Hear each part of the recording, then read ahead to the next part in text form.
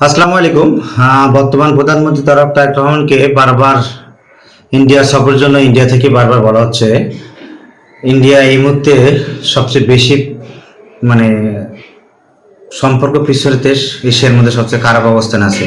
তো তারেক রহমানকে বারবার বলতেছেন যে আপনি আসেন, আপনি আমাদের দেশে আসেন, ভিজিট করেন। বিশেষ করে বর্তমান প্রধানমন্ত্রী তারেক রহমানকে এর আগে যে পলাতক প্রধানমন্ত্রী ছিলেন জনাব শেখ হাসিনা, তাকে বাংলাদেশে ফিরিয়ে আনার জন্য ভারতের পক্ষ থেকে বিভিন্ন ধরনের প্রস্তাব দেওয়া হচ্ছে।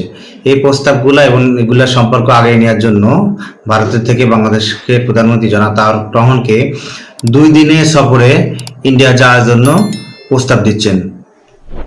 তো ইন্ডিয়া চায় এই মুহূর্তে বা ঢাকার সাথে বাংলাদেশের সম্পর্ক উন্নতি করার জন্য বাংলাদেশের বিভিন্ন বাণিজ্যিক সমস্যা, ট্রানজিট, সীমান্তর ব্যবস্থাপনা এবং দুই দেশের যেই শান্তি চুক্তি সেটার ব্যাপারে আগে নিতে যাচ্ছেন।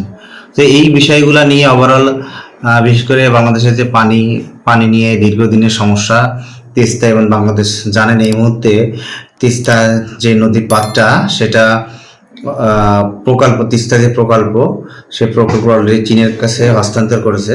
তো এটা নিয়ে ভারতের মধ্যে একটা উৎকণ্ঠা রয়েছে।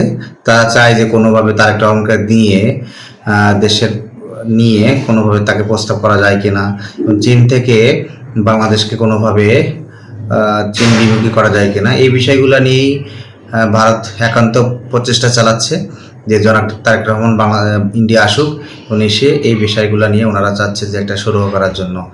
তো বিষয়টা কেমন এবং আপনারাই কমেন্টের মাধ্যমে জানাবেন। এই মুহূর্তে জনাব তারেক রহমানের ইন্ডিয়া যাওয়া কি ঠিক হবে কিনা, বা ইন্ডিয়া গেলে ওনাকে কি করা উচিত এবং দেশে এবং দেশের স্বার্থটা ওনাকে কিভাবে ধরে রাখা উচিত।